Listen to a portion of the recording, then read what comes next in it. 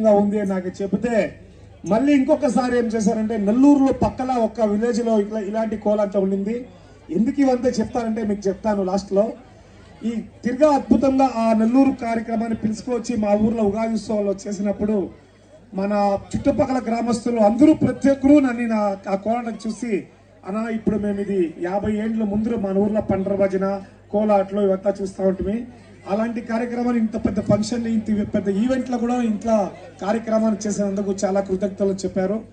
అలాంటి కార్యక్రమాన్ని ఇప్పుడు మనము ఇక్కడ బుక్సంద్రం గ్రామస్తులు వాళ్ళచే మేము చూస్తూ ఉంటే చాలా అద్భుతం, చాలా సంతోషం, చాలా గౌరవంగా ఉంది. ఎందుకంటే ఆ బిడ్లు ఆడే కోలాటాన్ని చూసి చాలా అద్భుతంగా ఒక చిన్న పిల్లలు వాళ్ళని ఇంకా చాలా అద్భుతంగా చూపించేదానికి మన టెక్నికోటింగ్ చేసిన మన దండాల గారు ఇక్కడ ఉన్నారు. వాళ్ళు మన పిల్లల్ని ప్రోత్సహించి వాళ్ళని ఇంకా పెద్ద స్థాయికి తీసుకెళ్ళాలి. అలాగే వాళ్ళు యూట్యూబ్ లో మీరు పెడితే అక్కడ నేను ఎలా బుక్ చేశానో కరీంనగర్ వాళ్ళని మన పిల్లల్ని కొన్ని జాగాలు ఇంకా వచ్చి బుక్సంద్రం అనే గ్రామము, ఆ గ్రామంలో కోలాట ఉంది. కోలాట చాలా అద్భుతంగా చేస్తారంట.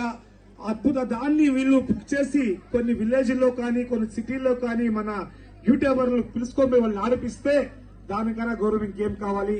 మన కళని మెచ్చుకునే వాళ్ళకి చాలా చూపించాలి. ఉదాహరణ ఏమిటంటే ఈ కోలాట గురువు గారైన రత్నమ్మ గారు చాలా అద్భుతం, చాలా చాలా అద్భుతంగా చేశారు.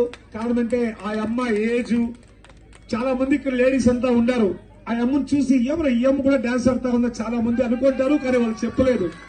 కానీ చాలా అద్భుతంగా ఆ అమ్మ చిన్న పిల్లలు బాగా ఇంత జనాల ముందు, ఇంత లేడీస్ ముందు, ఇంత జెంట్స్ ముందు ఆ అమ్మ గురువుగా ఆ అమ్మని విద్యని చూపించి ఆ అమ్మ చేసే ఒక నాట్యాన్ని చూసి అందరూ మన తెలుగు ప్రజలు గౌరవపడాలని కోరుతూ ఈ చిన్న అవకాశాన్ని ముగిస్తాను.